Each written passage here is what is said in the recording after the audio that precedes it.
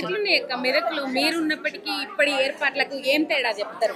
అప్పుడు తెలంగాణ ఉద్యమం రావాలని చెప్పేసి 2001లో గౌరవ కేసీఆర్ గారు ఉద్యమం ప్రారంభించిన సందర్భంలో బతుకమ్మ ఒక ఉద్యమ రూపం చెంది డిమాండ్ అయింది. అంటే తెలంగాణ రాష్ట్ర సంస్కృతి కాపాడాలంటే మా పండుగలు మాకు రావాలంటే తెలంగాణ రావాలనే డిమాండ్తోని బతుకమ్మను స్టార్ట్ చేసుకున్నాం.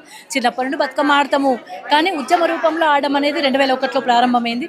2000 తెలంగాణ రాష్ట్రం సాధించుకున్నాక 2014 తర్వాత గౌరవ కేసీఆర్ గారు మా అక్క చెల్లెలకు ఒక కానుకగా బతుకమ్మను అధికారికంగా జరిపించడం జరిగింది. ఊర్లలో మంచి సౌకర్యాలు కల్పించడం, చీర ఇవ్వడం, మా అక్క చెల్లెలందరికీ కూడా బతుకమ్మ ఆడుకోవడానికి అనువైన ఒక వాతావరణాన్ని, అనువైన ప్రదేశాన్ని కూడా చెరువులలో లైట్లు వేయడం, అట్లాంటి బాగా సౌకర్యాలు కల్పించేటోళ్ళు. తర్వాత 10 ఏళ్ళు మంచి ఆనందంగా అందంగా ఉంది బతుకమ్మ. తదనంతరము మరి ఇప్పుడు మళ్ళీ మార్పు అని చెప్పేసి ప్రజలు నమ్మి ఓటేస్తే అనేక రకాల ఇబ్బందులకు గురవుతున్నారు. ఈరోజు ఎంగిలిపూల బతుకమ్మ ఆ అక్క చెల్లెలు యూరియా కోసం లైన్లో నిలబడుతున్నారు. బతుకమ్మ పండుగ వేసుకోవాలా, యూరియా కోసం నిలబడాలా? మహాలక్ష్మి స్కీమ్ అని 2500 మంట కలిసిపోయింది. బంగారం 1,13,000 అయింది. తులం బంగారం అన్నారు. ఇప్పటివరకు కళ్యాణ లక్ష్మి పథకంతో కళ్యాణ లక్ష్మియే లేకుండా పోయింది, దానికి బంగారం లేకుండా పోయింది. ఆ నిరుద్యోగులు ఇబ్బంది పడుతూ ఉన్నారు, ఎంప్లాయీస్ ఇబ్బంది పడుతూ ఉన్నారు, మా ఆశా వర్కర్లకు, మా అంగన్వాడీ టీచర్లకు ఇబ్బందికరమైన పరిస్థితులు ఉన్నాయి. బతుకమ్మ ఆడాలన్నా ఉద్యమాలు చేయాలన్నా అలాంటి పరిస్థితి 2 ఏళ్లలోనే రేవంత్ రెడ్డి గారు తేవడం జరిగింది. కేసీఆర్ గారు తెలంగాణ తల్లికి ఒక రూపం ఇచ్చిండ్రు, బంగారు తల్లి. మంచిగా కిరీటంతో గజ్జల వడ్డానం పాటలోనే ఉంటుంది, తెలంగాణ పాటలో గజ్జల వడ్డానం ఉంటుంది. వడ్డానం పెట్టుకొని బతుకమ్మ జొన్న కంకి పట్టుకొని బతుకమ్మ పట్టుకుంటే తెలంగాణ మహిళల యొక్క గౌరవానికి ప్రతీకగా ఒక బతుకమ్మను, ప్రకృతికి అనుసంధానమైన బతుకమ్మను తెలంగాణ చేతిలో పెడితే దాన్ని మాయం చేసి చేకూర్తు పెట్టుకుంటే, అంటే కేసీఆర్ ఆనవాళ్ళు లేకుండా చేస్తా అని బతుకమ్మను తీసేసిండు. బతుకమ్మను మేము తెచ్చుకొని బతుకమ్మ పండుగను గర్వంగా ఆడుకునే పరిస్థితి నుండి బతుకమ్మ లేకుండే స్థితికి తెచ్చే పరిస్థితులు. మరి హైడ్రా తెచ్చి మా అక్క చెల్లెల గూడు చెదిరిపోయింది, గుండె బరువైంది, అంటే ఎటు చూసినా చీకటే కనబడతా ఉంది. అందుకే ఇప్పుడు ప్రశ్నించే బతుకమ్మగా ప్రజల్లోకి వెళ్ళదలుచుకున్నాం. ఇప్పుడు పాటలు కూడా రూపంలో కూడా రిలీజ్ చేసుకున్నాం. ఇప్పుడు ఈ 10 రోజులు మా 6 గ్యారంటీలు ఏవి, మాటిచ్చి తప్పడం ఎందుకు, మహాలక్ష్మి స్కీమ్ ఏమైంది, మా సారే సీరియల్ ఏమైనాయి, పోయిన సంవత్సరం 2, ఈ సంవత్సరం 2, 4 కావాలి. అదే ఇందిరమ్మ చీరలు ఇస్తావా లేకపోతే రాజీవ్ గాంధీ చీరలు ఇస్తావు, కానీ పోయిన సంవత్సరం 2, ఈ సంవత్సరం 2, 4 చీరలు ఇవ్వాలి. మా డిమాండ్ 2 పండుగ లేదు. ఆయన ఏం లేదు, ఒక ఓన్లీ ఆయన చీర ఇస్తున్నాడా లేకపోతే స్కీమ్ ఇస్తున్నాడా అని కాదు, కేవలం కేసీఆర్ తెచ్చిన మంచి పనులను ఖరాబ్ చేసి కేసీఆర్ ఆనవాళ్ళు లేకుండా బతుకమ్మ పేరు మీద ఈ బతుకమ్మ చీరలు, ఇందిరమ్మ పేరు ఎందుకు? బతుకమ్మ పండుగ కదా, పండుగ చీర ఇస్తున్నావు కదా, గవర్నమెంట్ నుండే ఇస్తున్నావు కదా, ఇచ్చినప్పుడు బతుకమ్మ పేరే పెట్టు. అంత మంచి బతుకమ్మ పేరు తీసేసి ఇందిరమ్మ పేరు పెట్టబడుతుంది. అంటే మీ నాయకుల పేర్లు పెట్టుకోవడం కోసం బతుకమ్మనే చిన్నగా వేస్తున్నారు. బతుకమ్మ పండుగ ఎట్లుంది, ఈ 2 ఏళ్ల ఎట్లా అనిపిస్తుంది? ఇగో చూడమ్మా, సచినోని పెళ్లికి వచ్చినంత కట్నం చాలని కొంతమంది నారాజులు ఉన్నారు. తెలంగాణ బతుకమ్మ ఆడకుండా ఎవరు లేరు, బతుకమ్మ మంచిగానే ఆడతారు. పులి నల్లబడితే పులి సరక నల్లబడ్డదని కొంచెం దూరం ఉంటుండ్రు. ఎప్పటికైనా తెలంగాణ భవన్ మల్లె పువ్వు చిగురించినట్టే చిగురిస్తుంది. 100 మంది వచ్చిన కాంగ్రెస్ వచ్చినాకనా ఇంకా చెప్పలేమమ్మా. కాంగ్రెస్ వచ్చినాక మీ అందరికి రిపోర్టర్, మీ సోషల్ మీడియాకి తెలియని మతలబ్ మాకేం తెలుస్తుంది? ఇక ఎట్లా తెలుస్తుంది అంటే, ఒక మాట వింటావా అమ్మా, బనారస్ సీరియల్ ఇస్తాడంట రేవంత్ రెడ్డి. బనారస్ సీరియల్ సంక్రాంతికి ఆడతారు బతుకమ్మ. ఇప్పుడు దసరా పండుగ ఆడరు వాళ్ళు, సంక్రాంతికి ఇస్తాడంట చీర, అప్పుడు ఆడతాడు. ఎందుకంటే మనకి 2 చీరలు ఇస్తాడట, అది గ్రూపులు ఉన్నోళ్ళకే ఇస్తాడంట, మహిళా సంఘాలకే ఇస్తాడంట. ఇప్పుడు మహిళా సంఘాలు ఉన్నోళ్ళు 50%, 40% లేరు. ఉత్తగా ఆధార్ కార్డులు ఉండి ఓటు హక్కున్నోళ్ళు 100% ఉండరు. వాళ్ళందరూ తిరగబడతారు. ఐ డ్రామా లాగానే రచ్చ అవుతుంది. ఆ చీరలు ఇచ్చి పోయిన సంవత్సరం ఇవ్వకుండా నెత్తికి బురద రాసుకోకుండా ఉన్నాడు.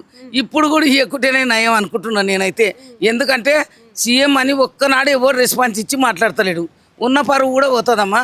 ఆ చీరలు సగం మందికి ఇచ్చి సగం మందికి. ఇప్పుడు నాకు గ్రూపులో నేను ఎప్పటి నుంటే ఉన్నా, చంద్రబాబు నాయుడు హయాం నుండి ఉన్నా. 50 ఏళ్ళు దాటితే గ్రూపులకు వెళ్ళి తీసేయమన్నారు. నాకు 64 ఏళ్ళు వచ్చినాక మొన్న పోయిన సంవత్సరం 67 ఏళ్ళు వచ్చినాయి. 2 సంవత్సరాలు అయింది నా గ్రూపులోకి వెళ్ళి నేనే పక్కకు తప్పుకున్నా. అంటే ఇప్పుడు ఇయర్ ఇక నీకు నాకు ఇయ్యరట చీర నా ఓటు కూడా చెల్లదంట రేవంత్ రెడ్డికి. చెల్లదు. మాకు 60 ఏళ్ళు దాటితే లోటు చెల్లందే. మా ఆధార్ కార్డు కూడా జినిగిపోయినట్టే ఆయన లెక్కల. ఇవని ఆ చీరలు ఇచ్చేటప్పుడు కూడా ఎంతమంది గుద్దుకుంటారో ఎంతమంది అనుకుంటారో భగవంతునికి తెలుసు. మీ మీడియా వాళ్ళకైతే ముందే తెలుస్తుంది.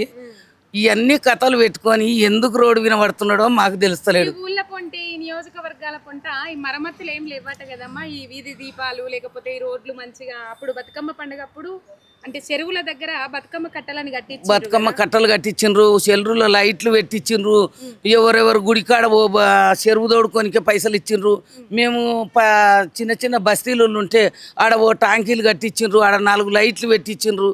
ఇప్పుడు ఏమి లేదంట, బడ్జెట్ లేదంట. బడ్జెట్ ఆయన పోతే రేవంత్ రెడ్డి వస్తున్నా అని భయపడి లోపలికి వస్తున్నారంట బడ్జెట్ ఇచ్చేటోళ్ళు. ఇంకా ఆయన ఎడ తెచ్చి కట్టిస్తాడమ్మా, తెచ్చి కట్టి. మా కేసీఆర్ అప్పులు చేసిండు అన్నాడు కదా, ప్రజలకు మంచిగా చేసిండు. అప్పులు చేసినట్టు ఆయన కూడా అప్పు చేసి ప్రజలకు మంచిగా చేయమని మేము కోరుకుంటున్నాం. అంతకన్నా ఏం లేదు. ఉన్న ఇంకా 3 సంవత్సరాలు కదా. ఇప్పుడు కేసీఆర్ 10 ఏళ్ళు చేసిన అప్పు ఈక్వల్ టు రేవంత్ రెడ్డి 20 నెలల్లో చేసిన అప్పు సమానమైంది కదా. అట్లనా? మరి అప్పు సమానమైంది. ప్రజలకు ఏమన్నా తీర్పు చేసినవా?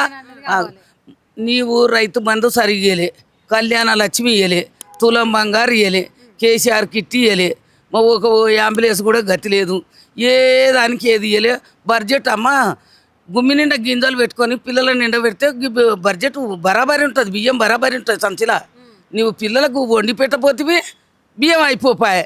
నువ్వు ఖర్చు పెట్టపోతివి, నువ్వు బడ్జెట్ తగ్గించుకోపోతివి. బడ్జెట్ అట్లే ఉంటుంది నీకు. ఎందుకంటే గుమ్మిలో చేయి పెడుతున్నావు, కుండలో చేయి పెడుతున్నావు, గుమ్మిలో చేయి పెడుతున్నావు, కుండలో చేయి పెడుతున్నావు, అట్లా అవుతుంది. కేసీఆర్ ఏం చేసిండంటే వచ్చినట్లు క్రికెట్ వారేసిండు. వాడు వండుకొని తిన్నాడు, కడుపు నిండు. కేసీఆర్ కడుపు చల్లగా ఉన్నాడు. కేసీఆర్ ఇయ్యల్లా ఎందుకు ఓడిపోయినని మీరు అడగొచ్చు.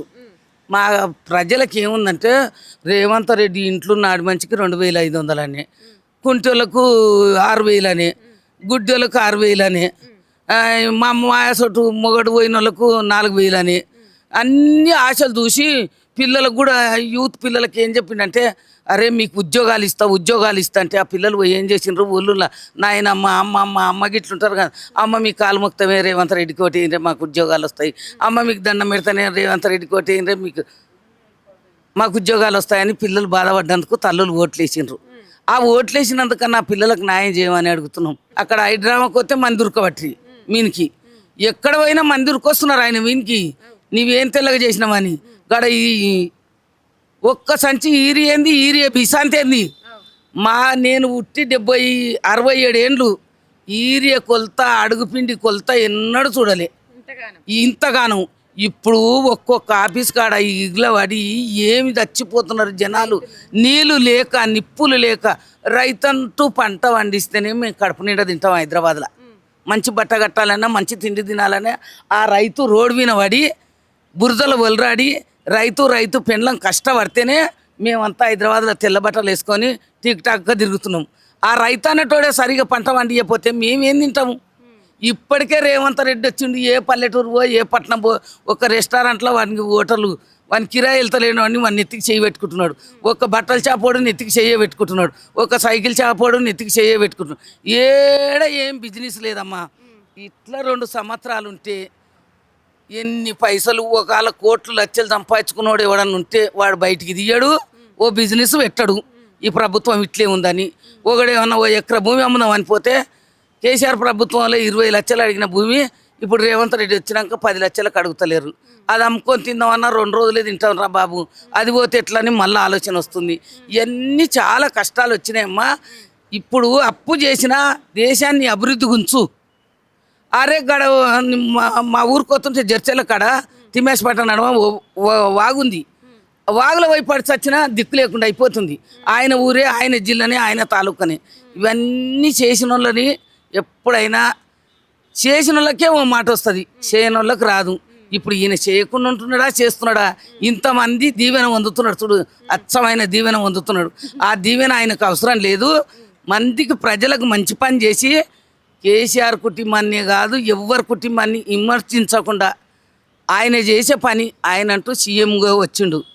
సీఎం పదవి ఒక గౌరవంగా బతికి తెచ్చే పని చెయ్యి. ఆయన ఇంకా పోయిన మంత్రులందరూ ఆయన ఇంకా ఉన్న మంత్రులందరూ ఎక్కడోళ్ళ గారు పాకిస్తాన్ నుండి ఆంధ్రప్రదేశ్ నుండి అక్కడి వచ్చిన వాళ్ళు గారు అంతా మా తెలంగాణ ప్రజలే. ఎంపీలు కానీ ఎమ్మెల్యేలు కానీ 10 జిల్లాలలో గెలిచిన వాళ్ళు అందరూ మా తెలంగాణ ప్రజలే.